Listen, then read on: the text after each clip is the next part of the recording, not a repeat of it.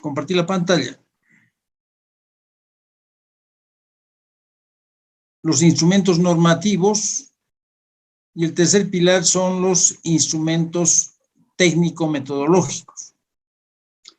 En cuanto a los principios, tiene los siguientes principios: eficiencia socioeconómica, compatibilidad con los planes de desarrollo, responsabilidad por resultados, racionalidad en la toma de decisiones, sostenibilidad, centralización normativa y descentralización operativa. Esos son los principios del sistema. En cuanto a los instrumentos normativos, normas básicas, reglamentos básicos y reglamentos específicos. Y finalmente, en cuanto a los instrumentos técnico-metodológicos, perfiles mínimos, metodologías de preparación y evaluación de proyectos, razones precio-cuenta de eficiencia, parámetros costo-eficiencia, sistema de información sobre inversiones, el SISIN, el sistema de gerencia de proyectos y las metodologías para la elaboración de términos de referencia para estudios de preinversión. Estos tres pilares con el propósito final de lograr una inversión pública eficiente. Bien, entonces analicemos cada uno de estos pilares.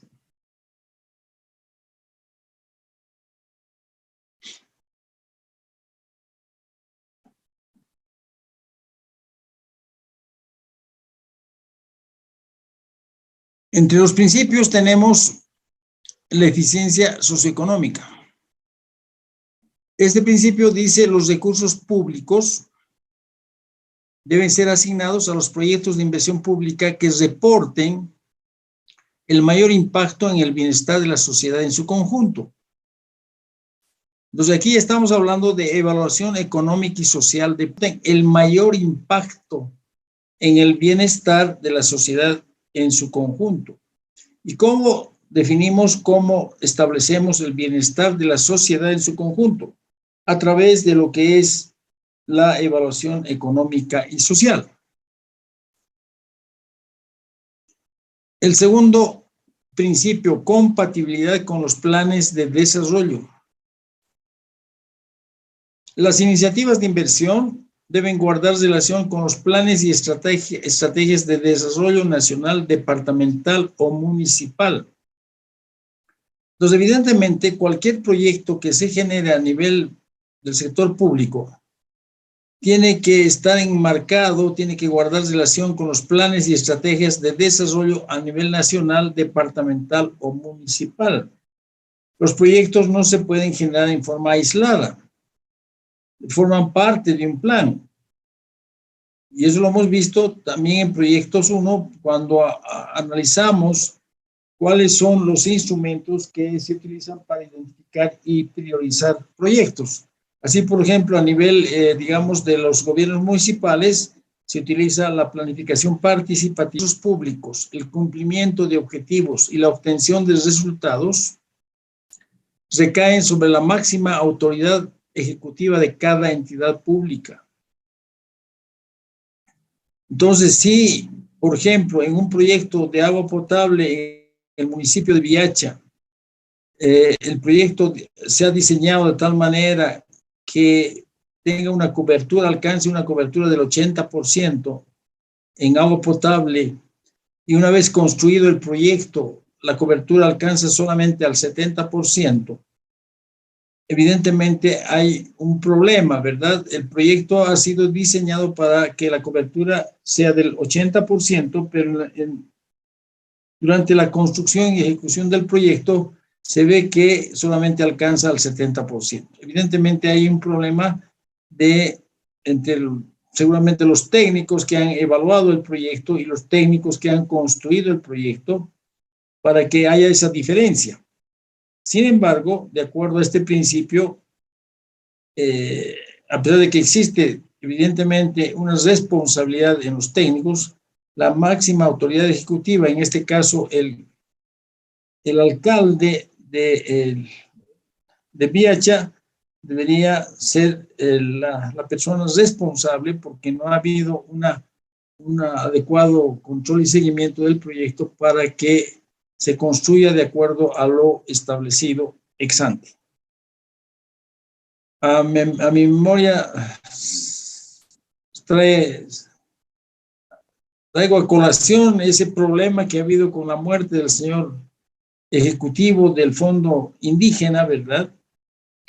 Entonces, ¿qué ha pasado con el Fondo Indígena? Todos sabemos que ha habido un despilfarro, una corrupción total en ese fondo, y obviamente las personas que en algún momento han sido las personas que han ocupado el cargo máximo de esa entidad son las responsables por el mal manejo de los recursos en dicha entidad. Racionalidad en la toma de decisiones. Cuarto principio. Los proyectos deben cumplir su ciclo de vida, cuyas fases y etapas se realizan de manera secuencial. Entonces, obviamente, en términos generales, hay varias fases: la fase de preinversión, la fase de inversión, la fase de operación y la fase de evaluación de resultados. Dentro de cada una de estas fases hay una serie de etapas, y actualmente dentro de lo que es la inversión pública hay solamente dos estudios: un estudio de condiciones previas, como lo vamos a ver en este tema, un estudio de condiciones previas, y un estudio específico por sectores, un estudio de preinversión. Antes habían dos estudios: un estudio de identificación y los famosos estudios técnicos, económicos, sociales y ambientales, los famosos TESAS. Pero eso ha cambiado a partir de aproximadamente mayo del año 2015, a través de un nuevo reglamento de preinversión que lo vamos a analizar en detalle en esta clase o el día de mañana. Pero, de todas maneras, este principio establece que debe haber un ciclo de vida para los proyectos del sector público, de tal manera que al cumplirse este ciclo se van a elegir los mejores proyectos y se van a descartar aquellos proyectos que no son, digamos, rentables desde el punto de vista de la sociedad en su conjunto.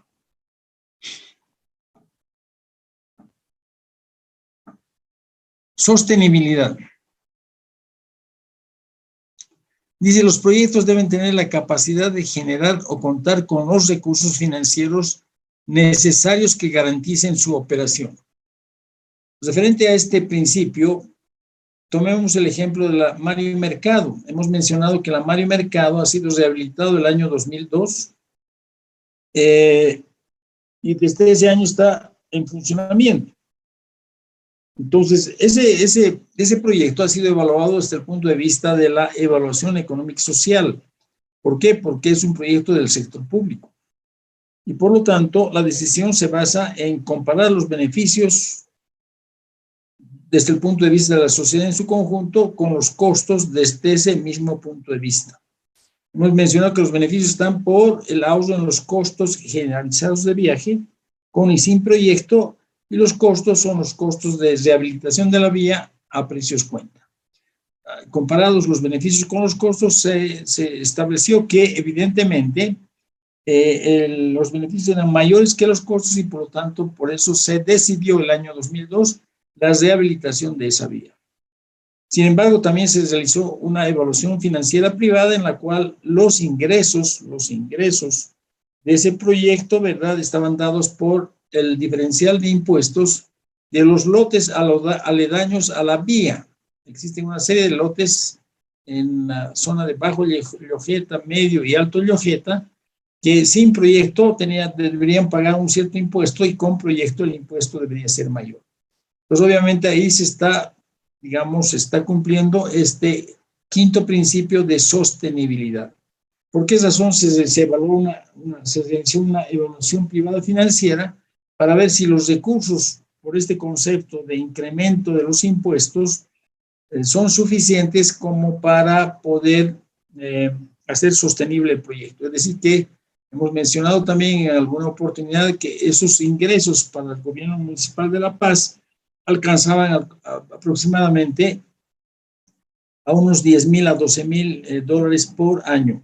Esos 10,000 o 12,000 dólares deberían ser suficientes para poder hacer sostenible el proyecto, es decir, hacer el mantenimiento correspondiente.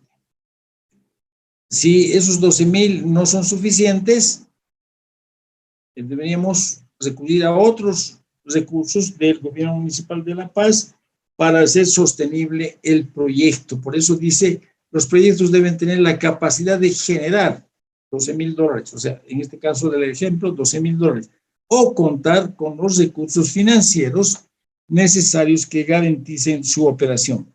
¿Cómo se va a garantizar la operación de la Mario Mercado? A través del mantenimiento adecuado de la vía en todos sus tramos, ¿sí?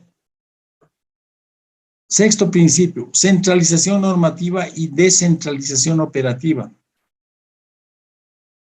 Establece competencias normativas en el órgano rector como responsable de la inversión pública y la descentralización en ministerios, gobernaciones, gobiernos municipales. Evidentemente hay un órgano rector, en este caso es el Viceministerio de Inversión Pública y Financiamiento Externo. El BIFE es el órgano rector de la inversión pública en el país, pero las normas e instrumentos que se generan a este nivel tienen que ser descentralizados a nivel de los ministerios, de las gobernaciones y de los gobiernos municipales. Les he comentado en alguna oportunidad que el año 2002 yo estaba trabajando como consultor en el gobierno municipal de La Paz con el propósito de aplicar las normas del Sistema Nacional de Inversión Pública en ese entonces a los proyectos del gobierno municipal de La Paz. Entonces, obviamente hay una centralización, digamos, en la parte del órgano rector, que es el Viceministerio de Inversión Pública y Financiamiento Externo, y una descentralización. Las normas que emite el órgano rector tienen que ser aplicadas en los gobiernos nacionales, gobiernos departamentales y gobiernos municipales.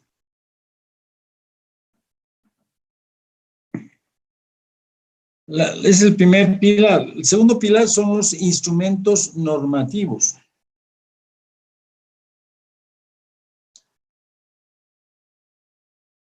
Tenemos como primera norma, las normas básicas, dice, constituyen instrumentos de aplicación obligatoria y regulan el funcionamiento del sistema estatal de inversión y financiamiento para el desarrollo a partir de los procesos de asignación de recursos públicos para proyectos de inversión. Reglamentos básicos son instrumentos de aplicación obligatoria que regulan los procesos básicos del sistema. Entonces tenemos reglamentos básicos de operaciones, información, preinversión. Vamos a ver en esta clase el reglamento básico de preinversión que nos interesa, es decir, cuáles deberían ser los estudios en la fase de preinversión que nos permitan implementar proyectos del sector público.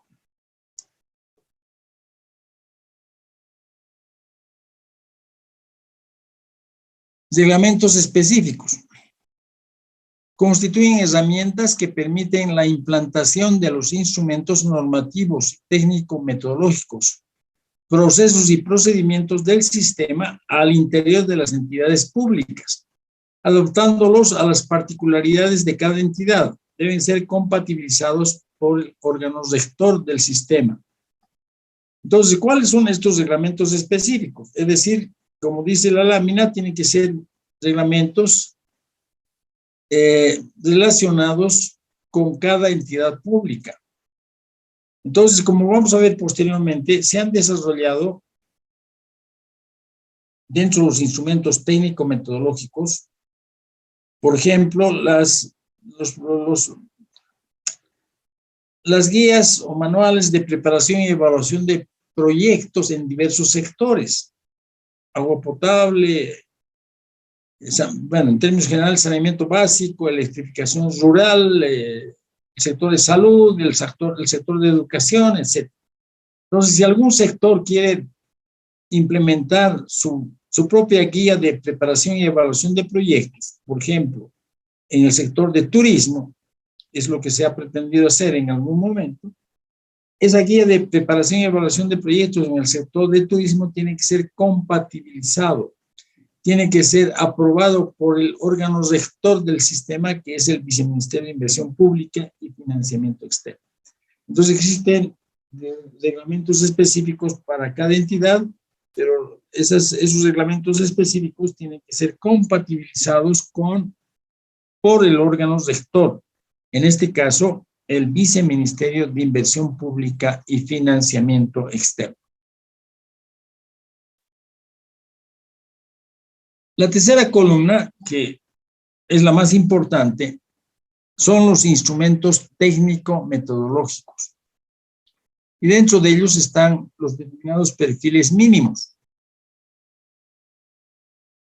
Dice, constituye metodologías para la elaboración de estudios de perfiles de proyecto que comprenden el análisis preliminar de los principales aspectos técnico-económicos de la idea de un proyecto.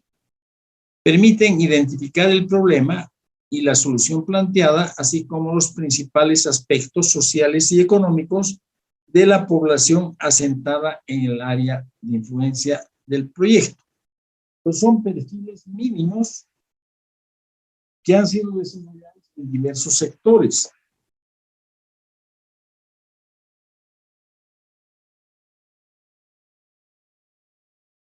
¿Qué tipo de perfiles mínimos tenemos?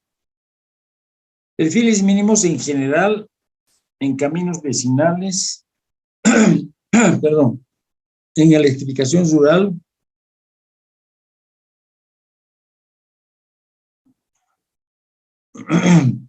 en infraestructura para educación, mercados campesinos, agua potable y alcantarillado, riego, infraestructura para salud, vías urbanas.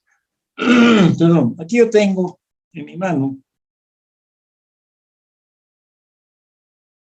un perfil mínimo de proyectos de electrificación rural instructivo, publicado en marzo de 1997. Estos perfiles han sido uno de los primeros instrumentos técnico-metodológicos que ha publicado el Viceministerio de Inversión Pública y Financiamiento Externo. En la parte introductoria dice, el perfil mínimo de proyectos de electrificación rural proporciona criterios técnicos, económicos y sociales que ayudan a las autoridades competentes a tomar una decisión sobre las ideas de proyectos de electrificación rural que pueden surgir en la comunidad. Esta decisión puede ser profundizar el estudio de la idea, postergarlo o abandonarlo. El perfil mínimo de proyectos de electrificación rural tiene 4 partes que solicitan la información mínima necesaria para recomendar la decisión a tomar en cada idea de proyecto. Este instructivo sirve para elaborar correctamente el perfil mínimo de proyectos de electrificación rural.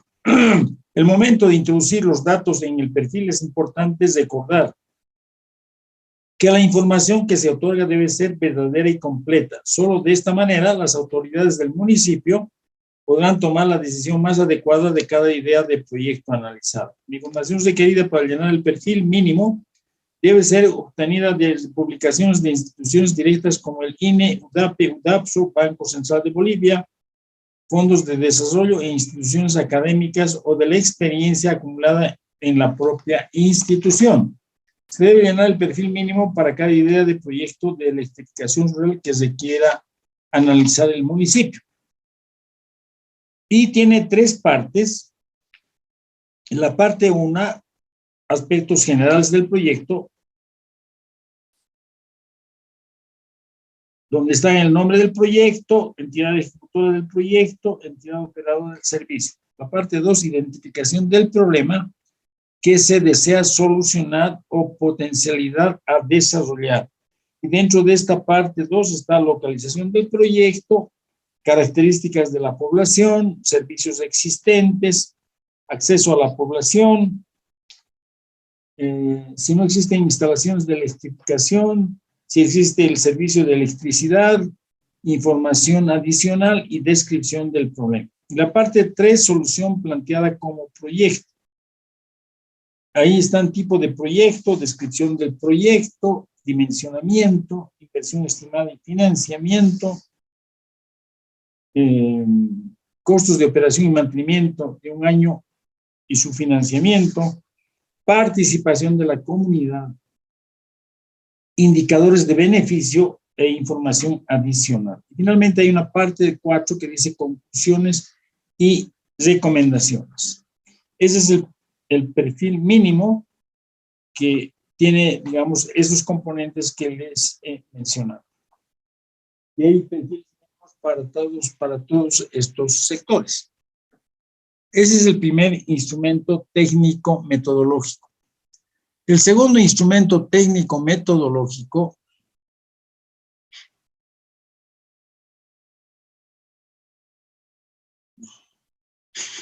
son las metodologías de preparación y evaluación de proyectos. Proporcionan criterios técnicos, económicos y sociales para orientar la preparación y evaluación de proyectos, apoyando la toma de decisiones sobre los proyectos de inversión pública.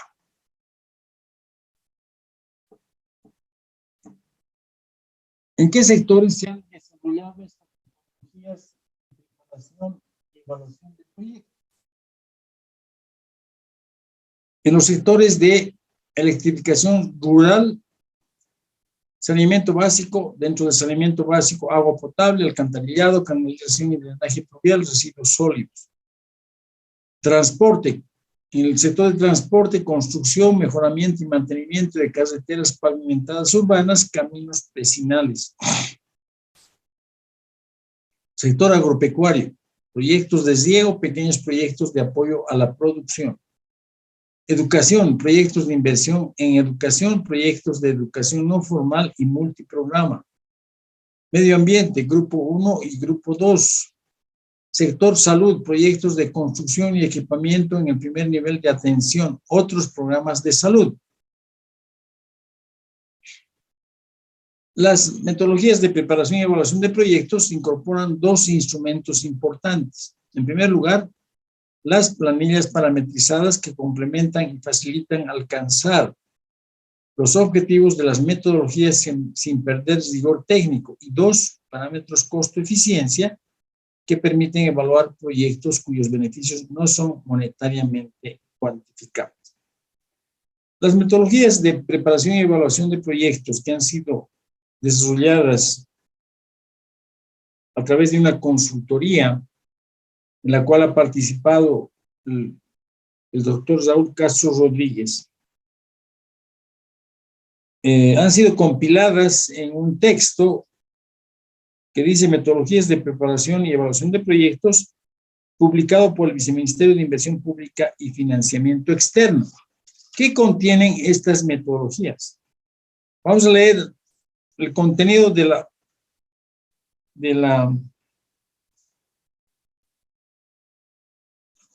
metodología, por ejemplo, de el sector de energía, electrificación rural.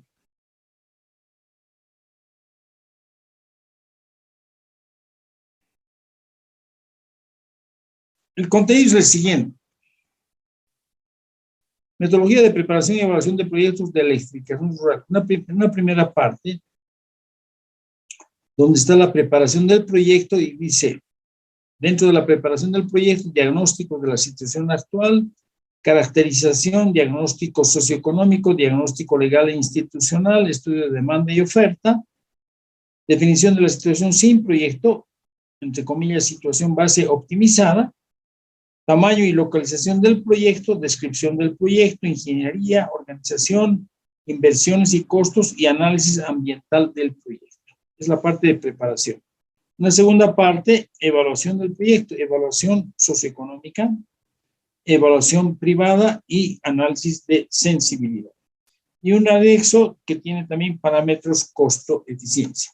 Ese es más o menos el contenido en todas las metodologías de preparación y evaluación de proyectos.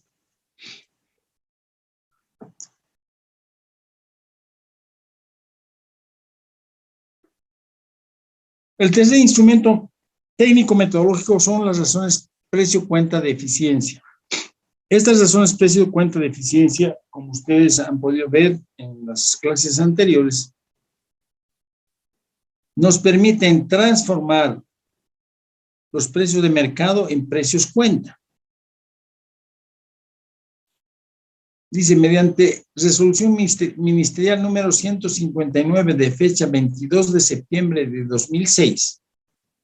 ¿Hace cuánto tiempo? Hace 18 años atrás. Se establecen las siguientes razones precio-cuenta de eficiencia. 18 años atrás.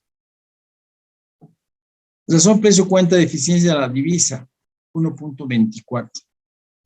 Razón precio-cuenta a la mano de obra no calificada rural, 0.47. Razón precio-cuenta a mano de obra no calificada urbana, 0.23. Razón precio-cuenta a mano de obra calificada, 1. Razón precio-cuenta a mano de obra semicalificada, 0.43. Tasa promedio ponderada de capital, 12.81. Tasa social de descuento, 12.67%. Estas son las razones precio-cuenta que se tienen que utilizar para transformar, repito, los precios de mercado en precios cuenta, como hemos visto en las clases anteriores. Lamentablemente, hace 18 años que no se actualizan estos datos. Digamos, los instrumentos técnico-metodológicos que estamos viendo han tenido un desarrollo extraordinario en la década de 1997 hasta el año 2007 aproximadamente. A partir del año 2007, lamentablemente, no ha habido una actualización de los datos, de los instrumentos técnico-metodológicos. La única actualización ha sido el reglamento básico de preinversión, que se ha actualizado el año 2015, que lo vamos a ver posteriormente. Pero aparte de esa actualización del reglamento básico de preinversión, lamentablemente no ha existido una actualización de estos parámetros que nos permiten realizar adecuadamente la evaluación socioeconómica de los proyectos. Entonces, evidentemente, nos hemos quedado atrás en términos de actualizar esos instrumentos que nos permiten realizar una adecuada evaluación económica y social de proyectos. Esto lo digo con conocimiento de causa. El año 2018 hemos realizado algunos proyectos para el Ministerio de Desarrollo Productivo y Economía Plural y les hemos preguntado a los técnicos de ese ministerio cuáles son los indicadores, los datos que vamos a obtener o que vamos a utilizar para realizar la evaluación económica y social de proyectos. Y los técnicos del ministerio nos han dicho los datos que están vigentes actualmente, les hablo del año 2018, son los que se muestran en esta lámina. Son datos de hace 18 años atrás. Entonces, pues, hemos utilizado esos datos, porque no hay otros. Esos datos que se muestran en esta tabla son la consecuencia de las condiciones macroeconómicas que tiene el país. ¿Por qué? ¿Cómo se establece en términos generales la razón precio-cuenta de eficiencia de la divisa? A través de un análisis de la balanza comercial, cuánto importamos y cuánto exportamos. Entonces, de esa manera se establece esa razón precio-cuenta.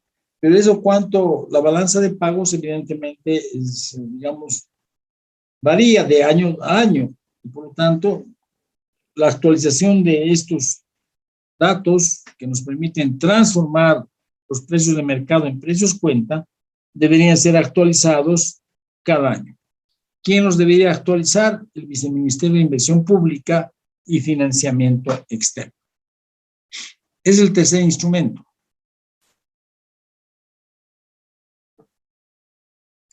El cuarto instrumento son los parámetros costo-eficiencia. Hemos visto, ¿verdad?, que los parámetros costo-eficiencia nos permiten tomar la decisión de inversión en proyectos en los cuales por alguna razón no se pueden cuantificar los beneficios y por lo tanto se recurre al análisis costo-eficiencia. Una vez que hemos determinado, como en algún ejemplo en el curso de las clases, hemos determinado el costo por alumno, el costo por paciente, en el ejemplo de un proyecto de salud, hemos mencionado en ese ejemplo cuál era el costo de vacunar contra la polio. Ese costo deberíamos compararlo con estos parámetros costo-eficiencia. Hemos mencionado también que estos parámetros costo-eficiencia no son un número, es un rango dentro del cual debería entrar o debería estar el costo que hemos determinado en el proyecto. Dice, permiten tomar la decisión de inversión en proyectos cuyos beneficios no son monetariamente cuantificables. Han sido establecidos a través de una consultoría internacional en el año 2003, estimación de los parámetros costo-eficiencia para la economía boliviana. Esta consultoría ha sido desarrollada también por la Universidad de los Andes de Colombia, a cuya cabeza del grupo consultor estaba el doctor Raúl Castro Rodríguez, cuyo libro utilizamos frecuentemente.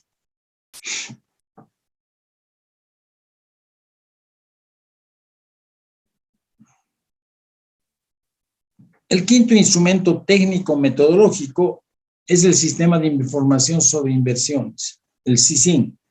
Este es un instrumento, uno de los primeros instrumentos que han sido desarrollados por el sistema hace unos 40 años atrás. Dice, permite recopilar, almacenar, procesar y difundir la información de carácter financiero y no financiero relativa al ciclo de vida de cada proyecto y su financiamiento. Este sistema de información sobre inversiones es en verdad un banco de proyectos. Cualquier proyecto dentro del sistema tiene que ser registrado en este sistema de información sobre inversiones, en el SISIN, independientemente de la fase en la cual se esté desarrollando. Si está a nivel de idea de proyecto, tenía que ser, digamos, incluido en el sistema a ese nivel.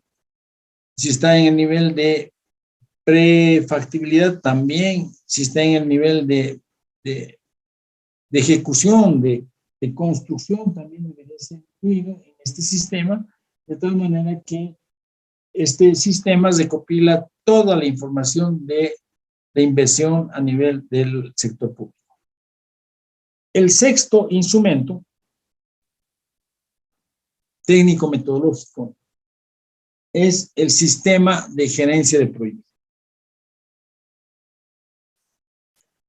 Permite analizar la fase de inversión a través de la programación, seguimiento y control de los componentes y actividades del proyecto.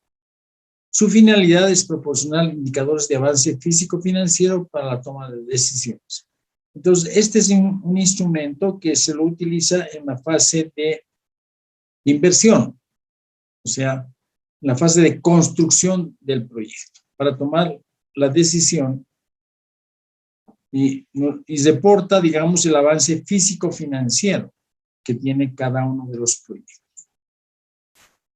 Y finalmente está el séptimo instrumento técnico-metodológico, que es las metodologías de elaboración de términos de referencia de estudios de preinversión.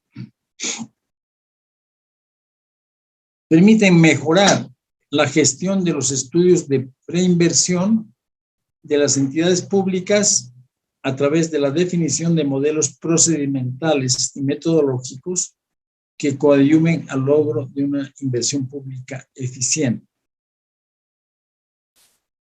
Esos son los 7 instrumentos técnico-metodológicos, como hemos visto, están desactualizados y sin embargo son fundamentales para realizar una adecuada evaluación económica y social de proyectos. Veamos ahora dentro de los instrumentos normativos, que es el reglamento básico de preinversión. Es decir, un reglamento que permite realizar los estudios necesarios para efectuar la preinversión, antes de la inversión del proyecto. ¿Qué dice? Aprobado mediante resolución ministerial número 115 del Ministerio de Planificación del Desarrollo de fecha 12 de mayo de 2015, tiene 4 capítulos y 23 artículos y un anexo. Pues como hemos mencionado anteriormente, este es uno de los pocos instrumentos que ha sido actualizado entre comillas, el año 2015. Los otros instrumentos técnico-metodológicos datan del año 2000, como hemos visto, razones precio-cuenta, el año 2006. Y data del año 2015. De este reglamento hemos extractado lo más importante.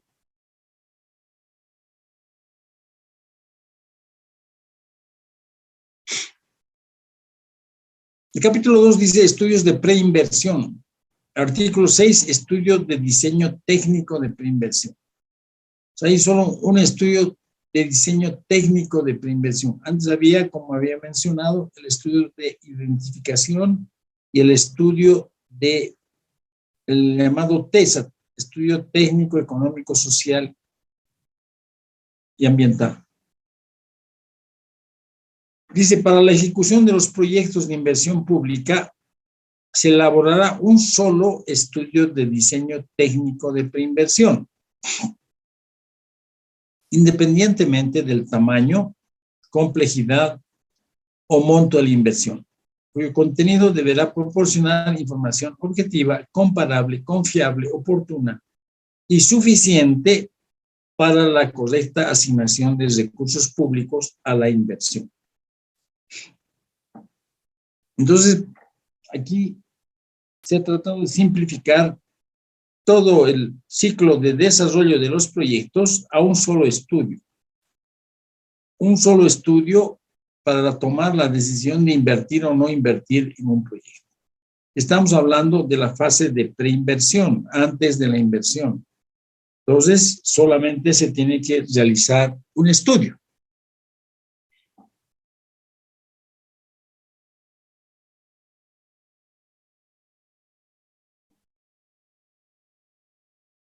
En el artículo 7, este reglamento dice condiciones previas a la elaboración del estudio de diseño técnico de preinversión.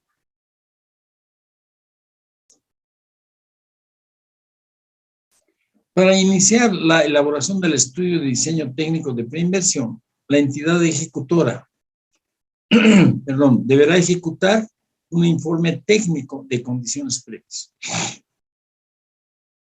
aprobado por la máxima autoridad ejecutiva, a objeto de identificar los factores que afectan o afectarán la viabilidad del proyecto y que deben ser considerados para el proceso de la elaboración del estudio. Entonces hay un estudio de condición, informe técnico de condiciones previas, y hay un solo estudio de diseño técnico de preinversión. ¿En qué consiste este informe técnico de condiciones previas?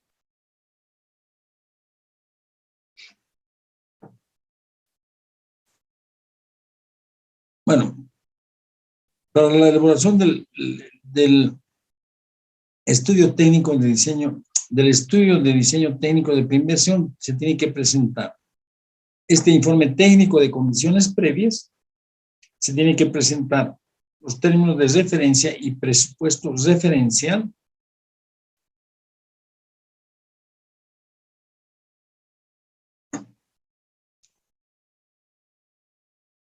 en el artículo 8,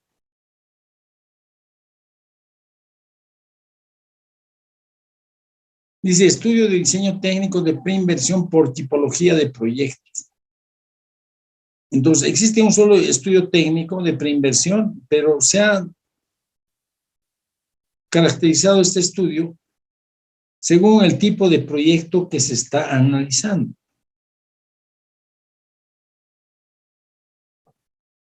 De acuerdo a sus objetivos y características, los estudios de preinversión responderán a la siguiente clasificación por tipología de proyectos.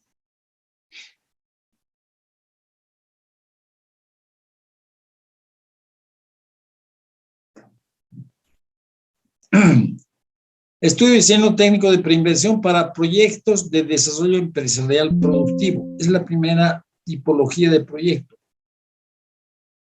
Proyectos de desarrollo empresarial y productivo.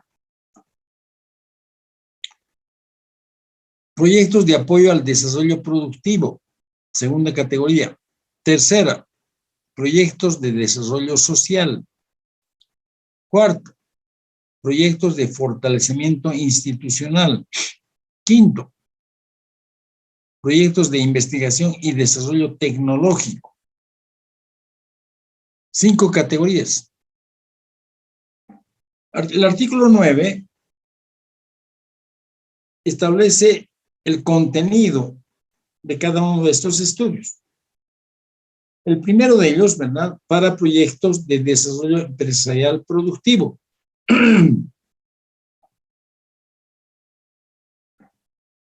Es el estudio para proyectos cuyo objeto es producir bienes y o generar servicios para obtener excedentes financieros. Mediante inversiones principalmente en la infraestructura y equipamiento que permitan la transformación de materias primas o insumos en productos finales y o servicios, tales como productos lácteos, productos de cartón, productos de agroindustria, productos metalúrgicos, productos de hidrocarburos, etc. Entonces, dentro de esta categoría están, por ejemplo, los proyectos que ha impulsado el sector público generando bienes específicos de mercado como lácteos bol, cartón bol, el ingenio azucarero de San Buenaventura, proyectos de fabricación de cemento que está impulsando en la zona occidental del país, en las zonas, en los departamentos de Oruro y Potosí, etc. Entonces dice, permiten la transformación de materias primas o insumos en productos finales y o servicios como los que se mencionan en esta lámina. Esa es la primera categoría. Proyectos de desarrollo empresarial productivo. Entonces hay específicamente hay un estudio de diseño técnico para este tipo de proyectos.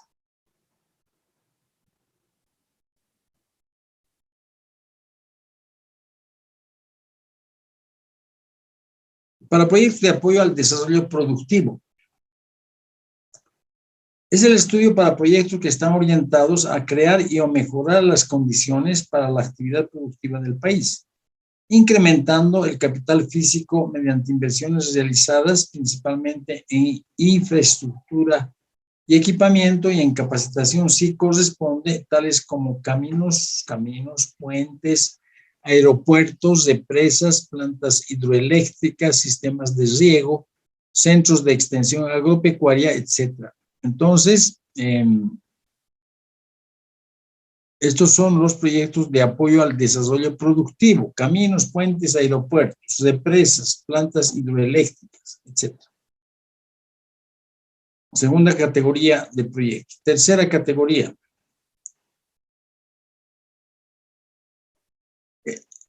Proyectos de desarrollo social. Es el estudio para proyectos encaminados a mejorar las condiciones de vida de la población beneficiaria, que permitan mejorar el capital humano en forma integral y sostenible, mediante inversiones en infraestructura y equipamiento y, si corresponde, capacitación, tales como instalación de agua potable, sistemas de alcantarillado, embovedado de ríos, suministro de energía, construcción y refacción de centros hospitalarios, centros educativos, viviendas sociales, campos deportivos, centros culturales, etc. Entonces, la tercera categoría, relacionado con mejorar las condiciones de vida de la población a la cual va dirigida el proyecto.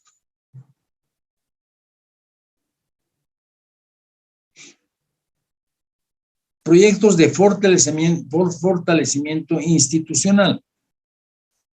Es el estudio para proyectos que buscan mejorar la capacidad de gestión institucional mediante el fortalecimiento de las competencias técnicas del personal, dotación de equipamiento y o ambientes de trabajo, como servicios de asistencia técnica y capacitación, provisión de equipos, compra de software, diseño de sistemas, construcción y o refacción de infraestructura, etc.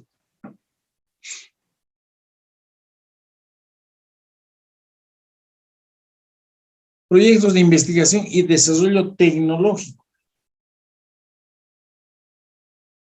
Es el estudio para proyectos que permiten producir e incorporar nuevos conocimientos, desarrollar tecnologías y o implementar procedimientos aplicables a los procesos productivos y o institucionales, como los desarrollados en centros universitarios y o entidades estatales de investigación y desarrollo. Es una categoría interesante que podría permitir presentar proyectos de investigación a las universidades para el financiamiento respectivo.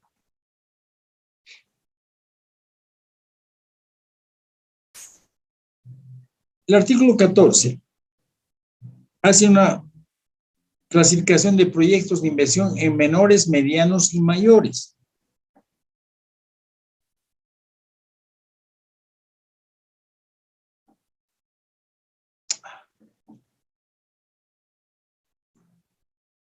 Voy a dejar de compartir un momento, no sé qué ha pasado con esto, voy a volver a compartir.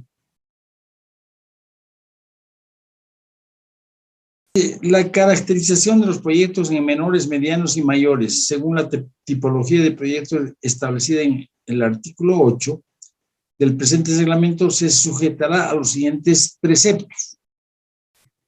Proyectos de desarrollo empresarial productivo tipo 1, proyectos de apoyo al desarrollo productivo tipo 2 y proyectos de desarrollo social tipo 3. Para los proyectos de los tipos 1, 2 y 3, los ministerios cabeza de sector, en consideración a factores como magnitud y complejidad técnica, monto de la inversión, dimensión de la capacidad instalada, cobertura u otro parámetro definido en función a las características particulares de cada sector, establecerán la categorización de los proyectos bajo su competencia en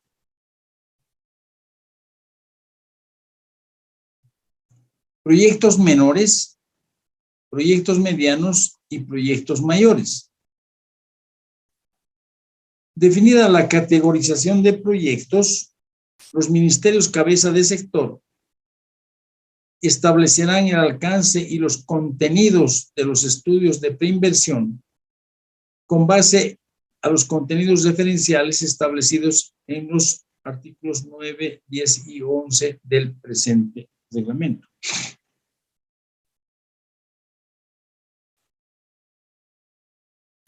Para los B, proyectos de fortalecimiento institucional tipo 4 y proyectos de investigación y desarrollo tecnológico tipo 5, los proyectos de los tipos 4 y 5 no requieren ser categorizados en menores, medianos y mayores. Entonces, solamente para los proyectos tipo 1, 2 y 3 se los tiene que clasificar en proyectos menores, medianos y proyectos mayores. Para las otras categorías, los proyectos tipo 4 y tipo 5, no es necesario no es necesario realizar esta categorización.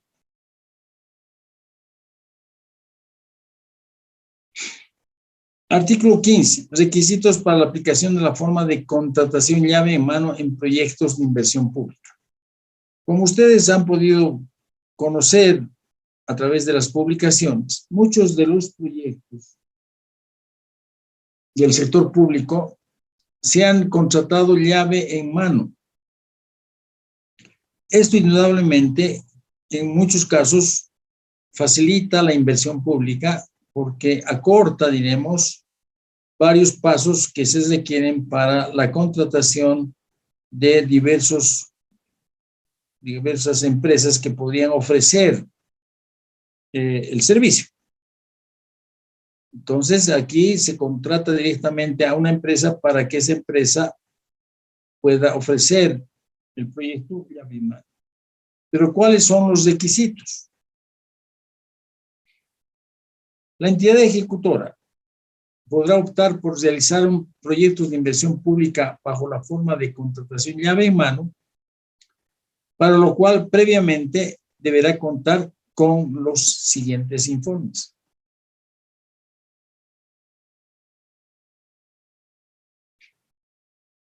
En primer lugar, un informe de condiciones previas. En segundo lugar, un informe de justificación de conveniencia técnica. Este informe de justificación de conveniencia técnica dice, aprobado por la máxima autoridad ejecutiva, deberá justificar la conveniencia técnica de optar por la forma de contratación llave en mano, describiendo con precisión los factores que respaldan esta decisión, tales como grado de complejidad técnica, nivel de especialización del contratista, oferta de proveedores especializados, grado de complejidad técnica. Se supone que uno va a contratar llave en mano porque existe técnicamente es difícil pensar que se puede proveer de tecnología en forma parcial, una parte a nivel nacional y otra parte a nivel externa. Por otra parte, esa complejidad técnica se asume que dentro del país no existen entidades o personas que podrían proveer de esta especificación técnica. O sea, por eso se contrata llave en mano. En segundo lugar, nivel de especialización del contratista. Esto supone que la entidad o la empresa a la cual vamos a contratar tiene un grado de especialización grande en el rubro específico. Por ejemplo, ingenio azucarero. Vamos a contratar una empresa exterior, una empresa internacional que ha instalado muchos complejos azucareros a nivel mundial y tiene la capacidad como para implementar un proyecto en nuestro país, dadas las condiciones particulares del medio, pero obviamente su experiencia como en el rubro le va a permitir instalar adecuadamente un ingenio de esta naturaleza. Oferta de proveedores especializados. Es decir, es necesario contar con, ojalá, más de un proveedor que nos pueda ofrecer la posibilidad, en el ejemplo, de instalar un ingenio azucarero. Tecnología innovadora es otro requisito para la contratación de llave en mano. Transferencia de tecnología y capacitación. Es decir, que debe haber una transferencia hacia el país de la tecnología y debe haber un proceso de capacitación para aquellas personas que van a manejar el proyecto. Puede suceder, por ejemplo, en el ejemplo que hemos dado, el ingenio azucarero, etcétera. Entonces, la empresa matriz, la que tendrá que establecer la transferencia de tecnología y tendrá que capacitar a los técnicos bolivianos en el manejo y administración de esa planta azucarera. Análisis de ingeniería.